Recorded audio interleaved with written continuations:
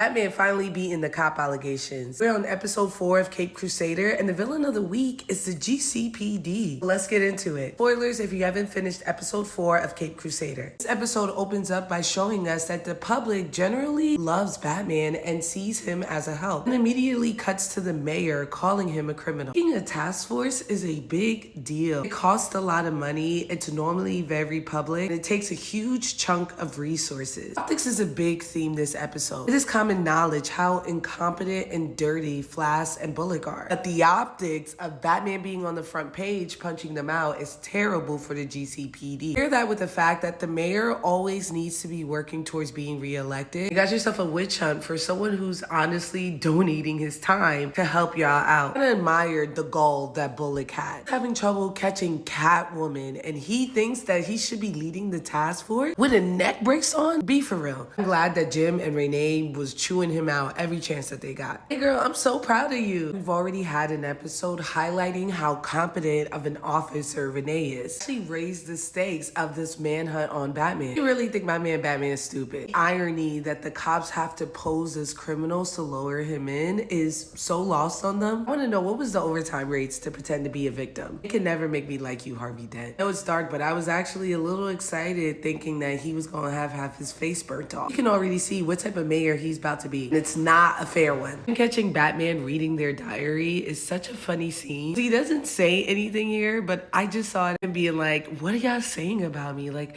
what is going on here? And it's insane that he was able to get in and out of the precinct with no trouble. This conversation between Renee and Jimmy is very loaded. This so far has been a colorblind, race-blind world, but this conversation let me know that racism and misogyny still exist. It adds so much more depth to the fact that these are the only two clean cops. Why are they making all these women thick? I was glad to see Dr. Quinzel again. She is reading Batman just as good as she was reading Bruce. I'm still trying to figure out whether or not she knows who he is. I'm leaning towards no though at this point because I feel like she would have told Renee. Voice actress is doing such a good job. Not only can you faintly hear the signature Brooklyn Harley accent, there was an excitement to her breaking down Batman. Exploring the psyche of a different mind is clearly her jam. She's good at it. At this point, it's comical how bad Flash and Bullock are at their job because they are the dirtiest of dirty cops. They think that this man who's clearly mentally ill is a sadistic criminal. This is another crazy parallel to our current police force. Cops in particular do not know how to handle people with mental illness. As Firebug is very dangerous and needs to be detained, they are treating him the way that they would treat someone like Penguin. Gordon's out here carrying Gotham on their back. Look at Barbara's face. She is tired. Every day she go to work, the GCPD is on some fuck shit. And this level of dirty cop is so cool to me. Like the Tommy gun, yeah, see? Conversation was just so routine. Would be ashamed. I hope nothing happens. I love the shot of Flash just putting the lighter on top and them hiding behind the hood after they lift it up. People be sleeping on cartoon direction, but to me, it's just as impressive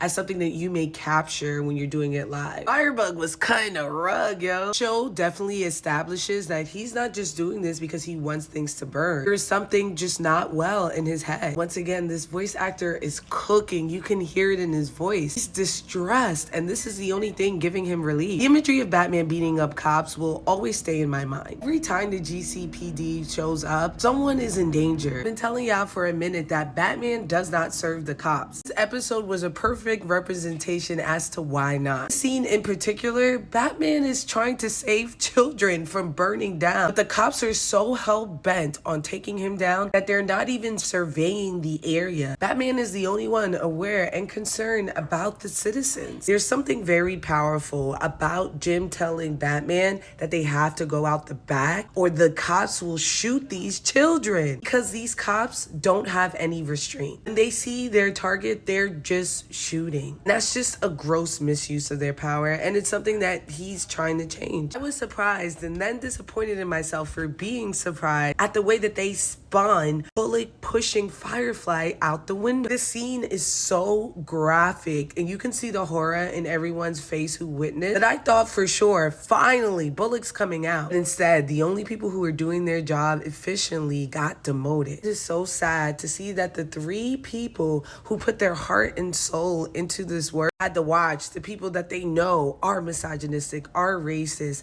and are terrible for the city rise to the top. And this look of defeat on all of them, oh my God, this is terrible. Every time I watch a new episode of this show, I like it more than the last one. Once again, I am saying this is my favorite episode of the season. I get why Rotten Tomatoes gave this show 100%. No notes, 5 out of 5 Frankie Flames.